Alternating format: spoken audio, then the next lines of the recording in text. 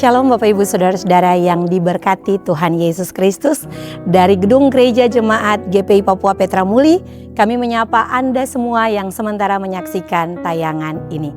Kami berharap Anda semua sehat tentunya, bersukacita, dan yang pasti Anda semua diberkati Tuhan. Amin.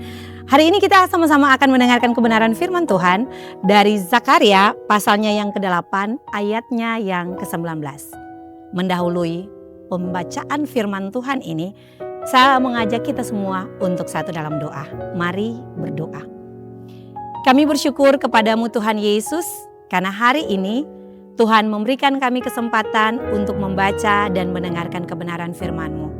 Biarlah kami tetap fokus untuk mendengarkan firman-Mu yang akan menguatkan kami, memampukan kami, dan akan menjadi berkat bagi kami di sepanjang minggu-minggu Advent ini. Di dalam nama Tuhan Yesus Kristus, kami siap untuk membaca dan mendengarkan kebenaran firman-Mu. Amin. Zakaria pasal 8 ayat yang ke-19, begini kata firman Tuhan. Beginilah firman Tuhan semesta alam.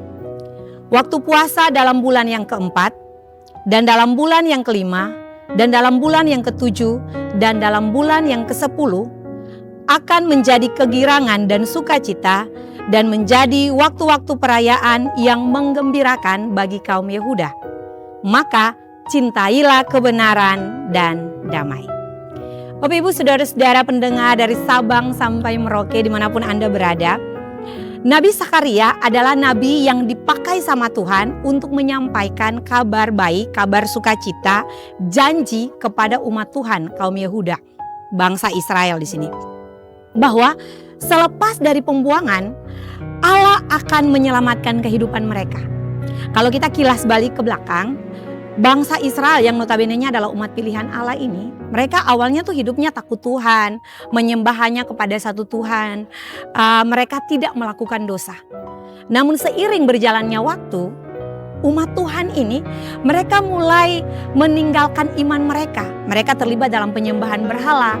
Mereka menduakan Tuhan dengan menyembah patung-patung. Hidup mereka selalu kecenderungan hati mereka yaitu melakukan dosa. Karena iman umat sudah semakin bobrok dan rusak, maka Allah memakai Babel untuk menjadi alat menghukum ini umat Allah ini, bangsa Israel ini. Alhasil mereka ditawan lalu dijadikan budak di Babel. Di Babel mereka benar-benar menderita. Mereka benar-benar sengsara menjadi seorang budak. Bahkan hidup mereka jauh dari kata sukacita, jauh dari kata damai sejahtera. Benar-benar amat sangat menderita. Namun selepas mereka melewati proses panjang di Babel yang menderita, yang sengsara itu, maka Allah berjanji bahwa mereka akan bebas, mereka akan merdeka, dan mereka tidak akan lagi ditindas dalam penderitaan itu. Dan oleh karena itu Allah pun membebaskan bangsa Israel dari perbudakan mereka. Nah Bapak Ibu yang diberkati, ketika bangsa Israel sudah bebas dari perbudakan, ada catatan-catatan kecil yang Nabi Zakaria mau sampaikan kepada Yehuda. Bahwa oke, Tuhan sudah kasih you kesempatan untuk hidup, Tuhan sudah kasih you kesempatan untuk boleh merasakan kebebasan, merasakan damai sejahtera. Maka yang harus dilakukan ada dalam ayat 19 bagian B bacaan firman Tuhan kita. Dikatakan cintailah kebenaran dan damai. Bapak Ibu Saudara-saudara yang diberkati, mencintai kebenaran artinya bahwa apapun yang dilakukan itu harus benar. Apapun yang dia katakan, apapun yang dia pikirkan, dan itu akan nyata lewat sikap hidupnya, yaitu harus benar. Dan benar ini bukan menurut manusia, tetapi kebenaran sesuai dengan standar firman Tuhan. Karena kalau kebenaran menurut manusia, oke, saya bisa benar, tapi belum tentu kebenaran itu bisa Bapak Ibu terima. Dan kebenaran Bapak Ibu belum tentu juga bisa benar menurut saya. Dan oleh karena itu yang Nabi Zakaria minta adalah kebenaran menurut standar firman Tuhan. Bapak Ibu yang diberkati, orang yang benar adalah orang yang tidak pernah berkompromi dalam dosa. Ya karena tadi dia hidup dalam kebenaran. Dia tidak akan menyimpang ke kanan dan ke kiri karena tadi dia mencintai kebenaran. Orang yang mencintai kebenaran maka yang dia pikirkan, yang dia perbuat hati pikirannya selalu benar sesuai dengan standar firman Tuhan. Itu catatan yang pertama. Nabi Zakaria juga menambahkan dalam pesan yang kedua adalah harus mencintai damai. Jadi kalau yang pertama harus mencintai kebenaran, yang kedua adalah damai. Damai dalam bahasa Ibrani itu diterjemahkan dengan kata shalom. Shalom yang kemudian ditranslatekan ke bahasa Indonesia itu diartikan dengan damai, sejahtera, sentosa, ketenangan, dan perdamaian. Jadi hal-hal yang berkaitan dengan ketenangan batin.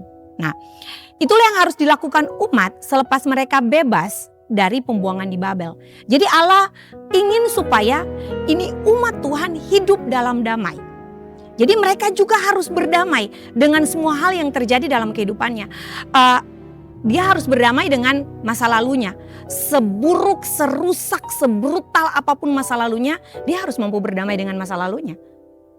Dia juga harus mampu berdamai dengan orang-orang yang ada di sekitarnya. Entah dia punya teman kerja, dia punya teman di kampus, dia punya teman bermain, ya dia harus berdamai. Tetapi juga harus berdamai dengan orang-orang yang ada di lingkaran terdekatnya.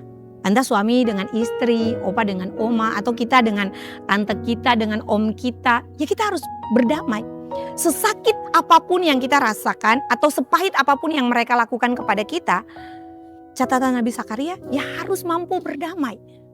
Orang yang berdamai adalah orang yang menjaga dirinya untuk tidak merusak suasana dengan kata-katanya mungkin melukai hati orang lain, sikapnya mungkin membuat orang lain tersinggung. Dia akan menarik diri dari lingkaran dosa. Ya karena dia ingin menjadi pembawa damai. Dia mau berdamai dengan semua orang tapi juga menjadi pembawa damai. Nah, mencintai damai yaitu dia juga harus menghadirkan damai sejahtera. Damai sejahtera lewat apa? Lewat lisannya, lewat hidupnya. Tetapi pembawa damai juga ya dalam hidupnya dia harus mau mengabarkan kabar sukacita. Bukan jalan langsung pegang-pegang Alkitab ya tidak. Tetapi dia memperkatakan isi firman Tuhan lewat sikap hidupnya, lewat perbuatannya sehari-hari di mana saja Anda berada. Jadi catatan dari Nabi Zakaria ada dua. Mencintai kebenaran dan yang kedua mencintai damai.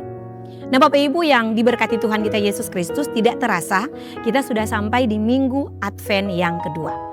Di Minggu Advent yang kedua ini dimaknai sebagai yang pertama pertobatan, yang kedua perdamaian, dan yang ketiga adalah mempersiapkan jalan untuk kedatangan Tuhan. Memaknai Minggu Advent yang kedua ini, maka kita diminta untuk mari kita bertobat dari segala dosa-dosa kita. Ingat, bangsa Israel dihukum masuk ke dalam pembuangan karena dosa-dosa mereka.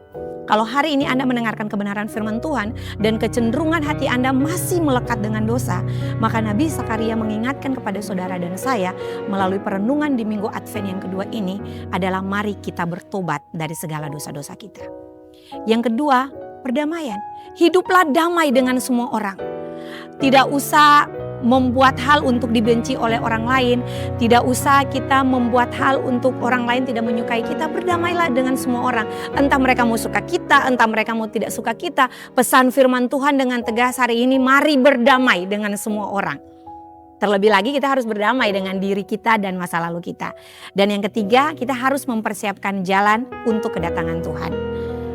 Bangsa Yehuda, jalan mereka bercabang antara penyembahan kepada Allah tetapi juga penyembahan kepada berhala. Nah, Anda dan saya yang mendengarkan perenungan hari ini, kita harus mempersiapkan jalan kita yang lurus hanya kepada Tuhan. Mengapa? Supaya ketika Tuhan datang pada kali yang kedua, Tuhan mau melewati jalan kehidupan yang sudah Anda dan saya siapkan. Selamat berefleksi diri di Minggu Advent yang kedua. Mari bertobat. Mari hidup berdamai dengan semua orang, tetapi mempersiapkan jalan.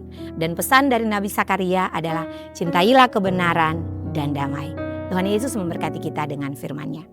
Bapak Ibu saudara-saudara yang diberkati, izinkanlah saya untuk mengakhiri perenungan di hari ini dengan mendoakan Anda semua. Mari kita berdoa. Kami mengucap syukur dan berterima kasih Tuhan, karena kami sudah boleh tiba di Minggu Advent yang kedua dalam keadaan sehat dan baik. Terima kasih kami juga sudah boleh mendengarkan kebenaran firman Tuhan. Mampukanlah kami supaya dalam kehidupan kami mau mencintai kebenaran, kami mau melakukan perdamaian dengan semua orang yang ada di sekitar kami. Dalam perenungan di Minggu Advent yang kedua, kami juga mau bertobat Tuhan dari semua hal-hal yang kami lakukan menyakiti hati papa kami, mama kami, suami, istri, opa, om, tante, nenek, semua orang yang ada di sekitar kami. Kami mohon ampun Tuhan. Dan biarlah pertobatan kami Tuhan terima dan Tuhan mau mengampuni segala dosa-dosa yang kami lakukan.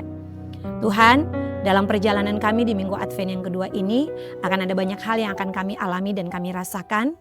Kami mohon kasih, kebaikan dan kemurahan Tuhan untuk selalu menyertai kehidupan kami. Karena kami percaya Engkau adalah Immanuel yang menyertai kami di sepanjang jalan kehidupan kami. Di penghujung tahun ini kami bermohon, anugerahkanlah kami kesehatan, anugerahkanlah kami berkat yang melimpah, anugerahkanlah kami kekuatan untuk menjalani kehidupan kami supaya kami tetap melakukan apa yang Tuhan perintahkan dalam sisa hidup pemberian kami. Kami berdoa untuk mereka yang ada di balik rumah sakit, di bilik-bilik kamar pengobatan, untuk mereka yang ada di balik jeruji besi, saudara-saudara kami di Sumatera yang sementara dilanda dengan bencana, atau kami semua yang ada di tanah Papua. Anugerahkanlah kami kedamaian dan keamanan bagi kami semua. Ini kami Tuhan yang sudah boleh berdoa dan kami percaya Tuhan sudah mendengar dan menjawab doa kami. Pada akhirnya Tuhan Allah, kami memohon belas kasihan-Mu Tuhan, tumpangkanlah tangan-Mu bagi setiap kami yang sementara mendengarkan tayangan ini dan berkatilah kami. Damai sejahtera yang berasal dari Allah Bapa, Tuhan kami Yesus Kristus, dengan perantaraan Roh Allah yang suci dan kudus, mau tinggal menjaga, melindungi, dan memberkati kita semua. Hari ini terus kekal sampai selama-lamanya. Amin. Selamat memasuki Minggu Advent yang kedua. Tuhan Yesus memberkati kita semua. Shalom.